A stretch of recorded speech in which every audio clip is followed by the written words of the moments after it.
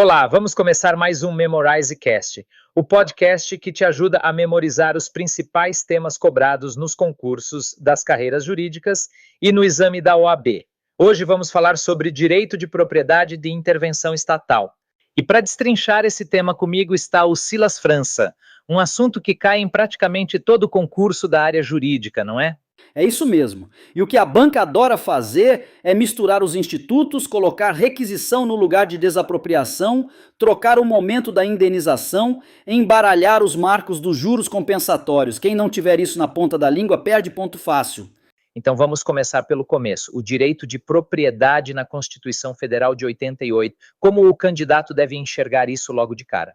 A Constituição Federal garante o direito de propriedade no inciso 22 do artigo 5, mas no inciso 23 ela já condiciona: a propriedade atenderá à sua função social. Não são dois artigos contraditórios, são dois lados da mesma moeda.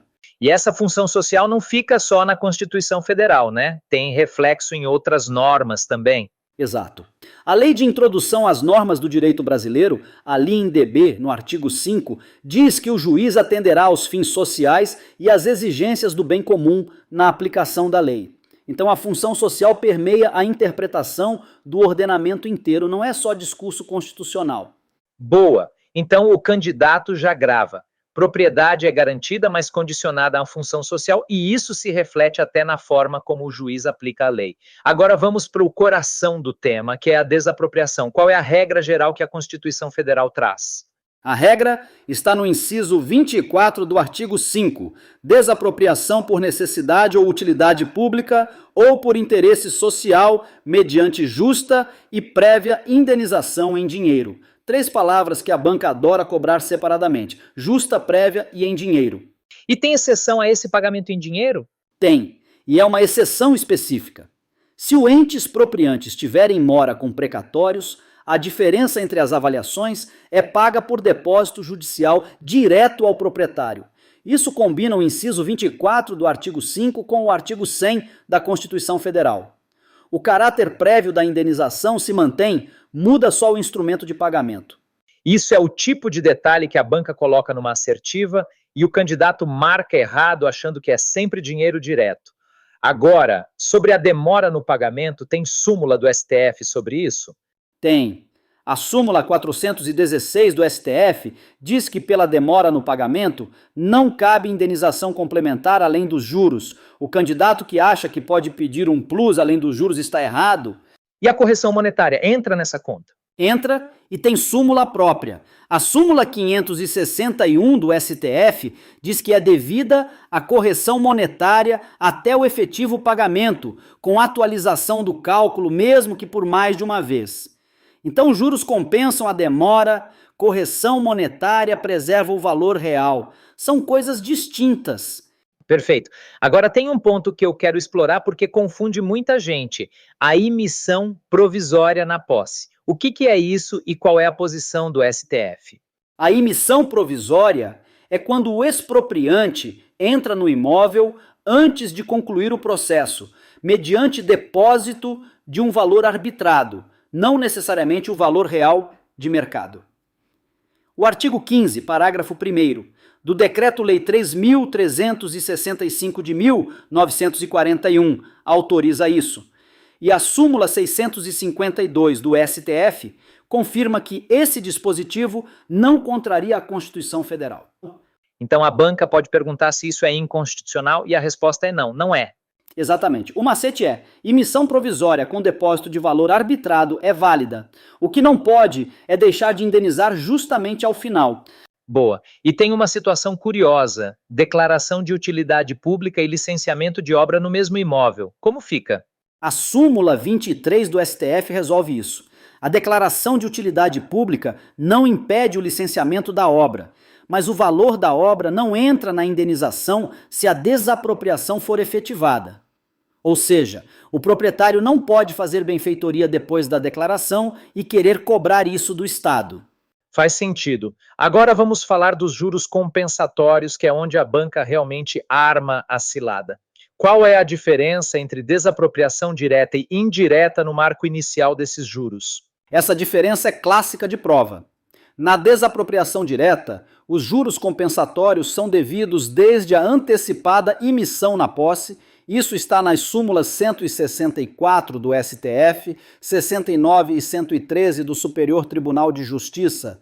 Na desapropriação indireta, os juros correm desde a efetiva ocupação do imóvel, conforme as súmulas 69 e 114 do Superior Tribunal de Justiça. Espera, você está dizendo que na indireta o marco é a ocupação, não a emissão? Exato, porque na desapropriação indireta não há processo formal de emissão. O Estado simplesmente ocupa o bem sem o procedimento regular. Então, o marco lógico é o momento em que essa ocupação aconteceu.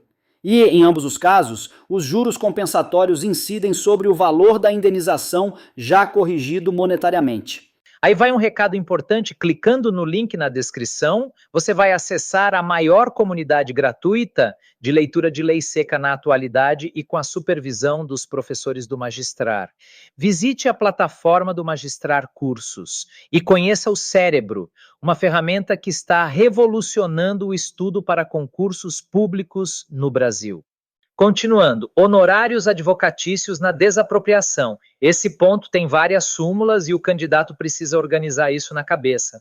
São 3 camadas. Primeira, os honorários do advogado do expropriado se incluem na indenização. Súmula 378 do STF.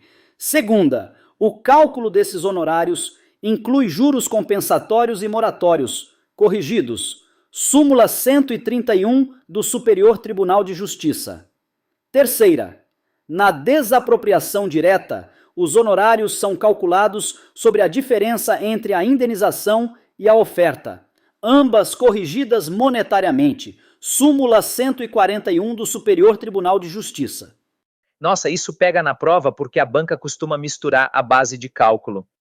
Quem não sabe que é sobre a diferença, não sobre o valor total, erra na hora. Exatamente. E tem mais um ponto sobre suspensão do processo. A súmula 354 do Superior Tribunal de Justiça diz que a invasão do imóvel é causa de suspensão do processo expropriatório para a reforma agrária. Então, invasão não acelera, suspende. E tem ainda aquela questão da desapropriação de empresas de energia elétrica pelos estados. Tem uma súmula específica sobre isso?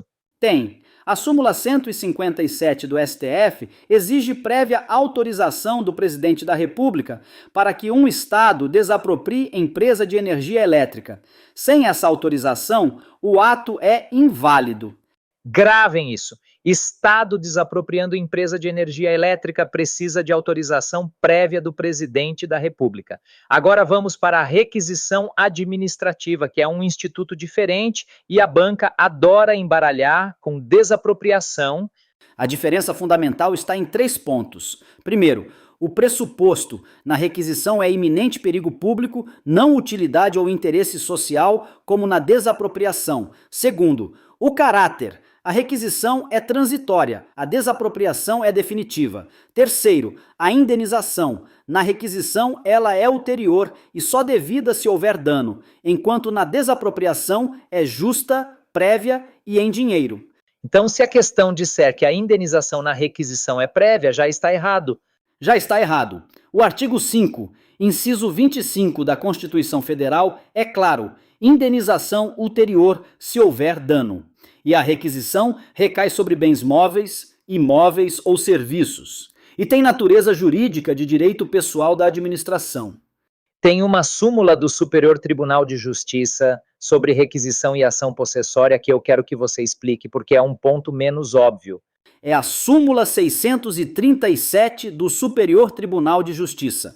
Ela diz que o ente público tem legitimidade para intervir em ação possessória entre particulares, podendo deduzir qualquer matéria defensiva, inclusive o domínio. Então o Estado pode entrar numa briga de posse entre privados e se defender até com argumento de propriedade. Interessante. Agora vamos para a pequena propriedade rural, que tem regras de empenhorabilidade e de reforma agrária que precisam ser separadas com cuidado. Vamos por partes. O artigo 5, inciso 26 da Constituição Federal garante que a pequena propriedade rural trabalhada pela família não será objeto de penhora para débitos de sua atividade produtiva. Isso está reforçado no artigo 833, inciso 8, do Código de Processo Civil de 2015. Os dois requisitos são cumulativos: pequena propriedade rural e trabalhada pela família. E qual é a definição legal de pequena propriedade rural para esse efeito? A Lei 8.629 de 1993, no artigo 4, inciso 2, a linha A, define como imóvel rural de área entre 1 e 4 módulos fiscais. Então a banca pode colocar um número fora dessa faixa e o candidato precisa saber que não se encaixa na proteção.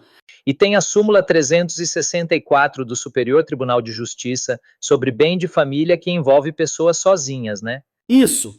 A súmula 364 do Superior Tribunal de Justiça diz que a proteção do bem de família abrange o imóvel pertencente a pessoas solteiras, separadas e viúvas. Então não precisa ser família no sentido de casal com filhos para ter a proteção.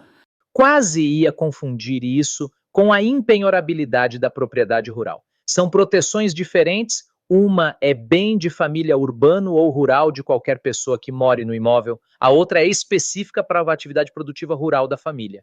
Exatamente. E complementando, para fins de reforma agrária, a Constituição Federal, no artigo 185, inciso 1, diz que a pequena e média propriedade rural são insuscetíveis de desapropriação para a reforma agrária, desde que o proprietário não possua outra.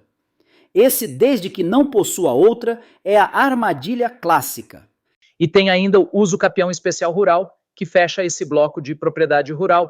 O artigo 191 da Constituição Federal traz os requisitos: não ser proprietário, possuir por 5 anos ininterruptos sem oposição, área rural não superior a 50 hectares, tornando-a produtiva e tendo nela sua moradia.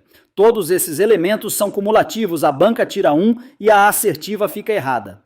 Perfeito. Agora vamos para o segmento questão relâmpago, que é onde a gente testa se o conteúdo ficou na cabeça. Lá vai a primeira. Qual é a regra para a indenização na desapropriação? E qual é a principal exceção quanto ao modo de pagamento? A regra é indenização justa e prévia em dinheiro, inciso 24 do artigo 5 da Constituição Federal.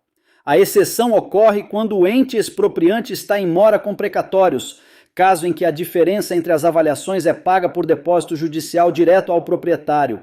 Boa. Justa, prévia em dinheiro, salvo mora com precatórios. Agora, a emissão provisória na posse com depósito de valor arbitrado contraria a Constituição Federal? Não contraria. A súmula 652 do STF é expressa nesse sentido. O depósito pode ser de valor arbitrado, não necessariamente o valor real de mercado. Certo. Próxima. Quais são os requisitos cumulativos para a impenhorabilidade da pequena propriedade rural? 2 requisitos cumulativos: ser pequena propriedade rural, ou seja, entre 1 e 4 módulos fiscais, conforme a Lei 8.629, e ser trabalhada pela família. Faltou um dos dois, não tem a proteção. Perfeito. Na requisição administrativa, a indenização é prévia ou ulterior? E é sempre devida? É ulterior e não é sempre devida. Só cabe indenização se houver dano. Isso está no inciso 25 do artigo 5 da Constituição Federal. Quem troca ulterior por prévia na questão já errou. Boa. O que acontece com o valor de uma obra realizada no imóvel após a declaração de utilidade pública se a desapropriação for efetivada? O valor da obra não se inclui na indenização. A súmula 23 do STF é clara. O proprietário não pode fazer benfeitoria depois da declaração e cobrar isso do expropriante. Exato. Agora, qual é a diferença no marco inicial dos juros compensatórios entre desapropriação direta e indireta? Na desapropriação direta, os juros compensatórios correm desde a antecipada emissão na posse. Na desapropriação indireta, desde a efetiva ocupação do imóvel. Súmula 69 do Superior Tribunal de Justiça cobre os dois casos e as súmulas 113 e 114 do Superior Tribunal de Justiça detalham cada um. Gravem isso. Direta começa na emissão, indireta começa na ocupação. Última questão relâmpago. Um Estado pode desapropriar empresa de energia elétrica sem autorização do presidente da República? Não pode. A súmula 157 do STF exige prévia autorização do presidente da República. Sem ela, o ato é inválido. Perfeito. Vamos fechar o episódio com os 3 pontos que o candidato precisa carregar para a prova. Primeiro, desapropriação exige indenização justa, prévia e em dinheiro, e os juros compensatórios têm marcos distintos para desapropriação direta e indireta, com a imissão na posse como ponto de partida na direta e a efetiva ocupação na indireta. Segundo, requisição administrativa tem pressuposto de iminente perigo público, caráter transitório e indenização ulterior apenas se houver dano. Três diferenças fundamentais em relação à desapropriação. Terceiro, a impenhorabilidade da pequena propriedade rural exige dois requisitos cumulativos: ser pequena propriedade rural entre 1 e 4 módulos fiscais e ser trabalhada pela família, e a proteção contra a reforma agrária ainda exige que o proprietário não possua outro imóvel rural. A dica de ouro é essa: quando a banca misturar desapropriação e requisição numa mesma questão, o ponto de corte é sempre a indenização. Se for prévia, é desapropriação. Se for ulterior e condicionada ao dano, é requisição. Esse teste resolve a maioria das pegadinhas. Compartilhe esse podcast com o máximo de pessoas, nos siga nas redes sociais e já se prepara, porque o próximo episódio está imperdível. Aproveita e já entra na comunidade de estudo diário de legislação e informativos. É só clicar no link aqui na descrição do episódio. Te aguardo no próximo Memorize Cast.